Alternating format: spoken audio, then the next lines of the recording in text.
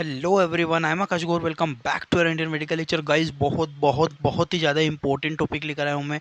Tube क्या होती है और दूसरी बड़ी चीज़ है टेस्ट कितने लगते हैं, कौन सी ट्यूब में कौन सा सैंपल जाएगा, हिंदी भाषा में। सबसे बड़ी बात हिंदी लैंग्वेज में मैं आपको बताऊंगा, हिंदी प्लस इंग्लिश दोनों भाषाओं में मैं आपको बताऊंगा सारी ट्यूब्स के बारे में। बहुत सारा कंटेंट है गाइस। स्टार्ट करता हूँ मैं आपका ज़्यादा समय ना लेके। स्टार्ट करते हैं हम लोग। सबसे पहले कितनी वाइल्स हमको पढ़नी होगी। यहाँ पे मैंने आपको जैसे कि मैंने बताया ईडीटी है, इथिलीन डायमीन टेट्राएसिटिक एसिड, ठीक है। प्लेन वाइल होती है, सोडियम फ्लोराइड होती है, सोडियम साइट्रेट होती है, हेपेरिन। हेपेरिन में दो तीन तरह की होती है, वाइट कलर की ट्यूब होती है, ठीक है। और भी बहुत सारी ट्यूब होती है जो हम लोग डिस्कस करने वाले हैं। आप लोग बस स्क्रीनशॉट लेते रहिएगा और प्लीज़ वीडियो को स्किप मत करना, मैं अच्छे से बोल रहा हूँ, क्योंकि आप वीडियो स्किप करोगे कोई चीज़ समझ में नहीं आएगी। जल्दी से लीजिए स्क्रीनशॉट। आगे बढ़ता हूँ। सबसे पहली जो हमारी ट्यूब आती है गाइस, डिटेल से बताऊंगा मैं, ठीक है। ईडीटी है। ईडीटी का फुल फॉर्म याद रखना, बहुत बार पूछा जाता है, ethylene diamine tetra acetic acid.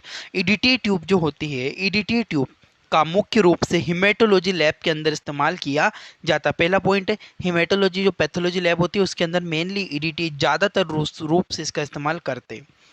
EDT tube को इसके रॉयल ब्लू कलर से पहचान। अब इसका कौन सा कलर होता है गाइज? ये होता है रॉयल ब्लू कलर। तो रॉयल ब्लू कलर की इसकी कैप होती है, इससे हम इसको आइडेंटिफाई कर सकते हैं।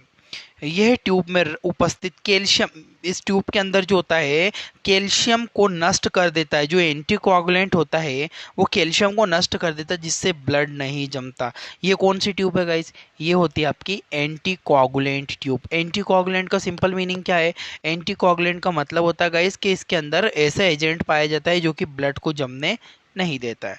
नेक्स्ट चीज, इसका प्रिजर्वेशन टाइम लगभग 24 घंटे, यानी कि 24 घंटे -12 डिग्री, ये प्रिजर्वेशन टाइम है। एक याद रखना, एक बार इस ट्यूब में सैंपल लेने के बाद यदि इमीडिएटली आप टेस्ट नहीं कर पा रहे हैं तो आप 24 घंटे तक रख भी सकते हैं, 12 डिग्री -12 डिग्री सेंटीग्रेड पर। क्लियर है?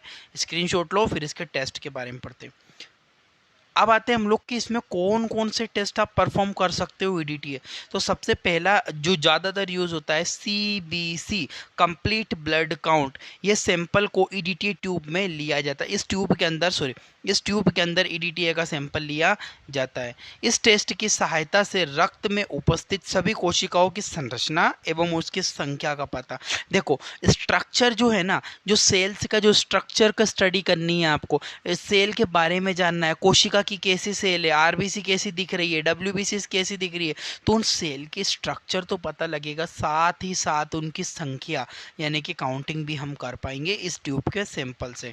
जैसे कि सीबीसी में बहुत सारे टेस्ट आते हैं, जैसे कि RBC count, WBC count, HB level, TLC. TLC का मतलब होता है टोटल ल्यूकोसाइट काउंट।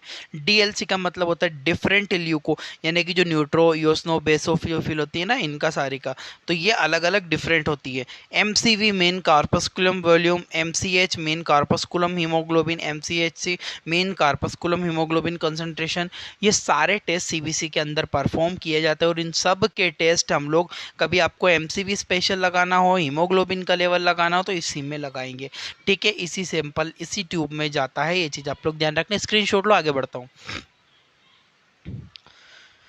नेक्स्ट चीज आती है आपका ईडीटी ट्यूब, इथिलीन डाइटेट्रामीन एसिटिक एसिड में और कौन कौन से टेस्ट लग सकते हैं ईडीटी में। अभी तो हमने सीबीसी देखा, और कौन कौन से एईसी।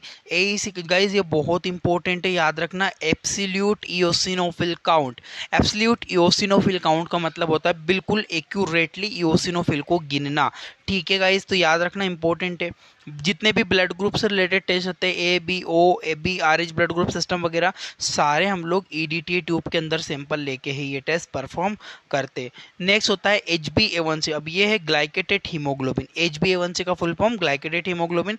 इसमें इससे पुरानी 3 महीने शुगर पुरानी कितना, क्योंकि क्या होता है, आप HbA1c टेस्ट क्यों लगाते, जरा 1 मिनट के लिए टाइम दीजिएगा, स्किप मत कीजिएगा वीडियो को, मैं आपको समझा देता हूँ। जो गाइस HbA1c होता है, सपोज दैट ये आपकी आरबीसीज होती है, इस आरबीसीज के ऊपर हीमोग्लोबिन पाया जाता है। समझे बात को? अब क्या होता है ये बात समझो। अब क्या होता है, यदि आपके ब्लड में ग्लूकोज की मात्रा, सपोज दैट ये ग्लूकोज है, समझे, ये मैंने ये शेप का ग्लूकोज बनाया। अब आप आपके शरीर में ग्लूकोज की मात्रा बहुत ज़्यादा बढ़ गई, तो ये ग्लूकोज जाएगा हीमोग्लोबिन के पास और हीमोग्लोबिन से जुड़ जाएगा। जब ये हीमोग्लोबिन से जुड़ेगा ना, तब इसको मैं वो क्या बोलूँगा, इसको मैं बोलूँगा ग्लाइकेटेड हीमोग्लोबिन। ये है, इसको बोलूँगा ग्लाइकेटेड हीमोग्लोबिन। और ये ग्लाइकेटेड हीमोग्लोबिन जितना ज़्यादा जुड़ेगा उसको मैं 3 महीने तक भी पता कर सकता हूँ। इसका मतलब ये है कि मेरे भविष्य में पहले भूतकाल में, यानी कि 1 महीने, 2 महीने, 3 महीने पहले मेरी शुगर बड़ी हो, तब उसको 3 महीने के बाद भी मैं पता कर सकता हूँ। आई होप कि आपको इतनी चीज़ समझ में आई होगी ग्लाइकेटेड हीमोग्लोबिन के बारे में। नेक्स्ट चीज होती है ईएसआर। ईएसआर का फुल फॉर्म होता है ईएसआर का फुल फॉर्म होता है इरिथ्रोसाइट सेडिमेंटेशन रेट। इसमें ईएसआर में हम लोग क्या डिटेक्ट करते हैं कि आरबीसी कितनी स्पीड से सेटल डाउन हो रही है। ईएसआर टेस्ट भी कर सकते हैं। CBC complete blood count, TLC, DLC और मलेरिया पैरासाइट। जबकि मलेरिया माइक्रोबायोलॉजी का टेस्ट है, बट क्या होता है, मलेरिया ब्लड पैरासाइट है और वो ब्लड में ही मिलता है, इसीलिए हम उसको ब्लड पैरासाइट को ब्लड में ईडीटी ट्यूब की सहायता से मलेरिया पैरासाइट का टेस्ट लगा सकते हैं। कोई डाउट नहीं होने, जल्दी स्क्रीनशॉट लो फिर आगे बढ़ता हूँ। ठीक है गाइस, आगे बढ़ने से पहले एक चीज़ मैं आपको बताना चाहता हूँ। अरे भाई, कोई प्रमोशन नहीं कर रहा हूँ मैं किसी चीज़ का, मैं अपने बारे में बता रहा हूँ। मेरी अभी कुछ दिनों के बाद, 2 दिन के बाद लाइव क्लासेस स्टार्ट हो जाएगी। सब लोग पूछ रहे थे यूट्यूब पे। मेरा जो डिजिटल बोर्ड है 2 दिन के अंदर मुझे रिसीव हो जाएगा। 75 इंचेस का मैंने आप लोगों के लिए परचेस किया है। जल्दी से उस पर लाइव क्लासेस आपकी आने लगेगी, डोंट वेरी। ठीक है, आप लोगों ने सोचा होगा ये किसी प्रमोशन के बारे में बताने वाला, ऐप के बारे में। नहीं भैया, ऐसा नहीं, मैं तो केवल अपना उसका बता रहा था। पिंक ईडीटी, अब देखो एक नई ट्यूब होती है, ईडीटी ट्यूब है पर पिंक कलर की। पीछे कौन सी थी, रॉयल ब्लू कलर। अब ये है तो ईडीटी है, बट ये हल्की पिंक कलर की है। इथिलीन डाइटामीन टेट्राएसिटिक एसिड ही होता है इसके अंदर। पर this tube also contain EDT, इसके अंदर ईडीटी पाया जाता, परंतु this tube identify bye pink colour. इसको हम लोग कैसे पहचानेंगे, पिंक कलर से पहचानेंगे। ठीक है, यूज किस चीज में यूज होता है, क्रॉस मैचिंग में, G&S। अब 1 मिनट के लिए मुझे कोई बताएगा, कोई अगर इंटेलिजेंट बच्चा हो, तो G&S को ग्रुप एंड सेव टेस्ट क्या होता है। बिना, प्लीज प्लीज प्लीज, कोई गूगल नहीं मारेगा, गूगल पे पता लगे तुम लोग सर्च कर करके कमेंट करो। बिना सर्च करे कमेंट करो, मैं देखता हूँ किसका कमेंट राइट होता है। और इसका आंसर मैं बता दूँ, जितने भी ब्लड ग्रुप से रिलेटेड टेस्ट होते हैं ना गाइस, वो ब्लड ग्रुप से रिलेटेड टेस्ट हम लोग G&C कहते हैं। ठीक है, यानी कि ब्लड ग्रुपिंग ही है इसका मतलब। ठीक है, G&S, ठीक है, G&S, ठीक है, group and save test. Coombs test इसकी सहायता से हम लोग परफॉर्म कर सकते हैं। कूम्स टेस्ट भी इसमें लगाते हैं, इस ट्यूब के अंदर ही सैंपल लेके। स्क्रीनशॉट लो फिर आगे बढ़ता हूँ। नेक्स्ट जो हमारी ट्यूब आती है वो होती है येलो ट्यूब। अब येलो ट्यूब में हम क्या करते हैं, this tube also SST, also called SST, serum separating tube. Serum separating tube क्यों कहते हैं, इस ट्यूब को सीरम सेपरेटिंग ट्यूब भी कहा जाता है क्योंकि इसमें सीरम को अलग किया। आप देखो नीचे जेल है, वो जैसे सैंपल डालेंगे तो जो सेल से नीचे डाउन हो जाएगी, सीरम ऊपर सेपरेट हो जाएगी।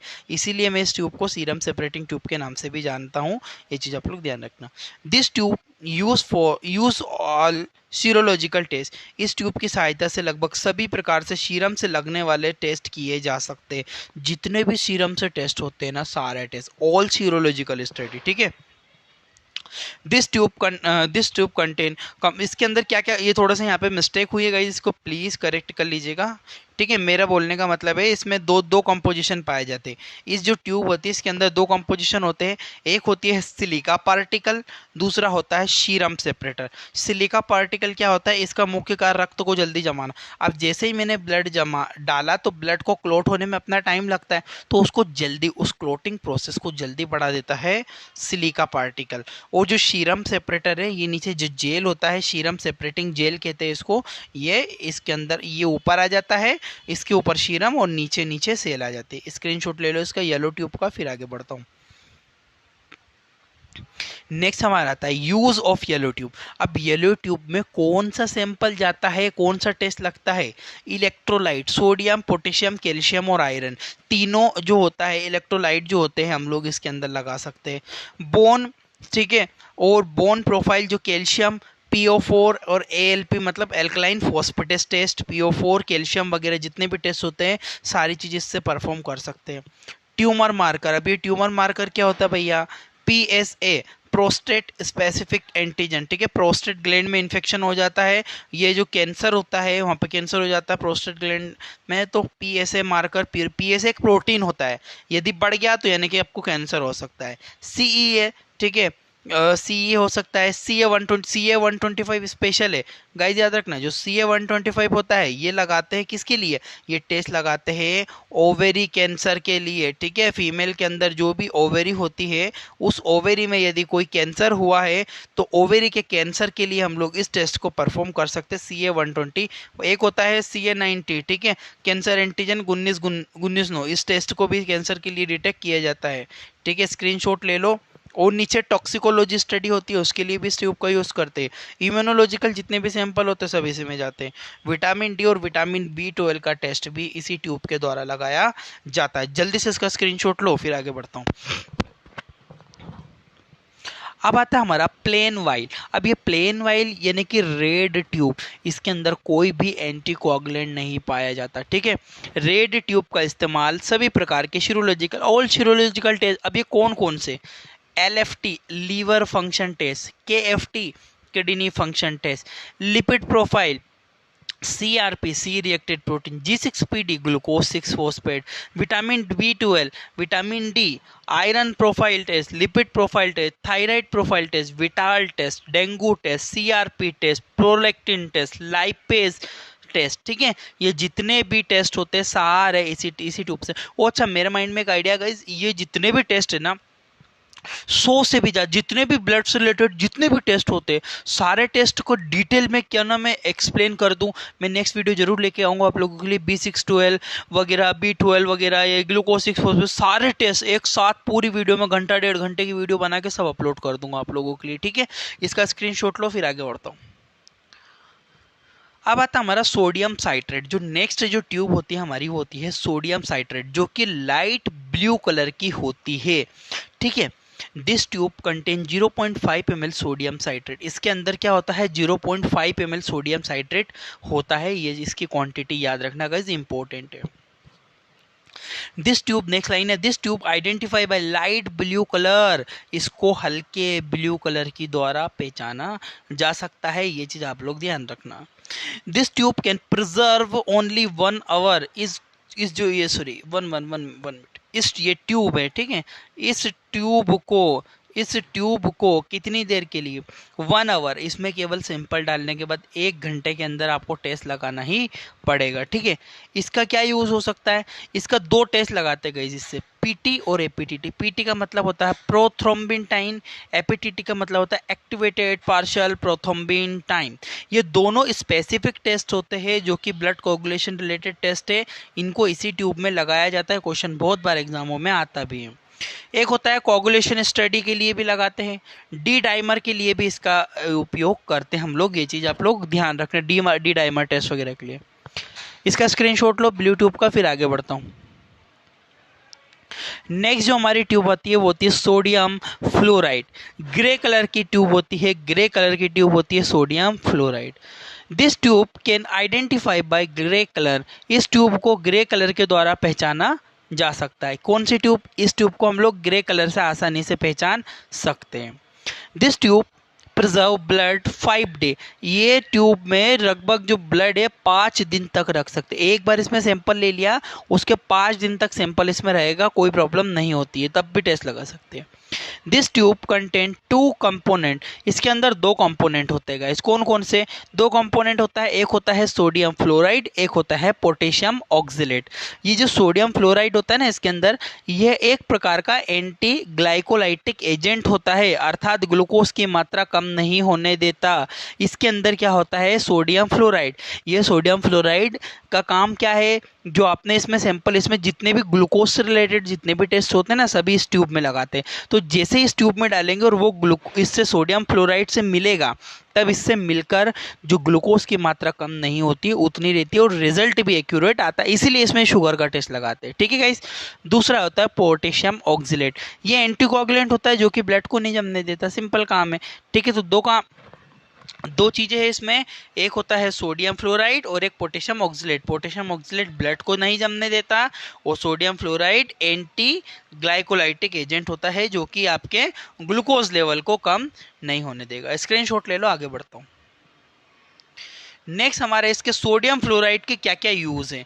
एक होता है एफबीएस। एफबीएस का मतलब होता है गाइस फास्टिंग ब्लड शुगर, जो कि मॉर्निंग में किया जाता है। एक होता है गाइस आरबीएस। आरबीएस का मतलब होता है रैंडम ब्लड शुगर। ये जो रैंडम ब्लड शुगर टेस्ट होता है ये कभी भी हम लोग रेंडमली कभी भी ले सकते हैं। एक होता है PPBS. PPBS post prandial blood sugar, ये हम लोग खाना खाने के 1.5 घंटे के बाद टेस्ट करते हैं, इसी ट्यूब के अंदर लेते हैं। एक होता है GTT test, glucose tolerance test, ये भी इसी के अंदर लिया जाता है। जल्दी से आप लोग एक इसका स्क्रीनशॉट ले लो, इतने टेस्ट इसमें लगा सकते हैं। नेक्स्ट जो हमारा आता है वो होता है हिपेरिन, यानी कि ग्रीन कलर की ट्यूब होती है। गाइस थोड़ा सा कट गया है मैं बट समझा दूंगा। This tube identify bye dark green colour. इस ट्यूब को डार्क ग्रीन कलर के द्वारा पहचाना जा सकता है। कौन सा कलर है इसमें? ग्रीन कलर की ट्यूब है, ठीक है।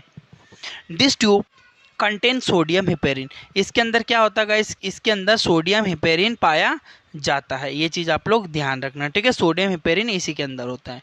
इसका क्या यूज़ होता है वो चीज़ समझो।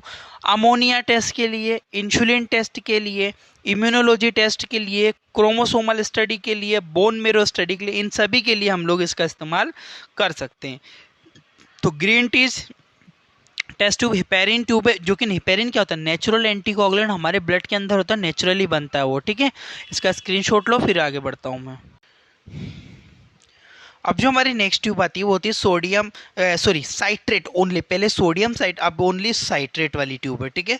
ऑरेंज कलर की ट्यूब होती है ये।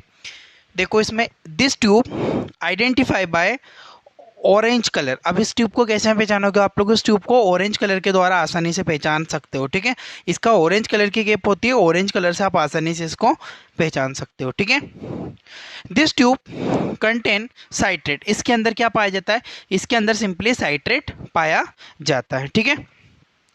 यूज़ क्या होता है? अच्छा, इसका इसका इस्तेमाल होता है इम्यूनोलॉजी स्टडी और जितनी भी टॉक्सिकोलॉजी स्टडी होती है। अच्छा, टॉक्सिकोलॉजी को हिंदी में क्या कहते हैं आप लोग मुझे कमेंट करके बताओ, देखता हूँ कितने लोग राइट आंसर देते हैं। टॉक्सिकोलॉजी को हिंदी में क्या कहते हैं? कौन सा विज्ञान कहते हैं टॉक्सिकोलॉजी को? जल्दी कमेंट करो और बताओ मुझे, ठीक है। तो ऑरेंज कलर की ट्यूब होती है, दो चीज़ के लिए यूज़ करते हैं, इम्यूनोलॉजी के लिए और टॉक्सिकोलॉजी के लिए। दोनों स्टडी के लिए इसका इस्तेमाल किया जा सकता है। स्क्रीनशॉट ले लो।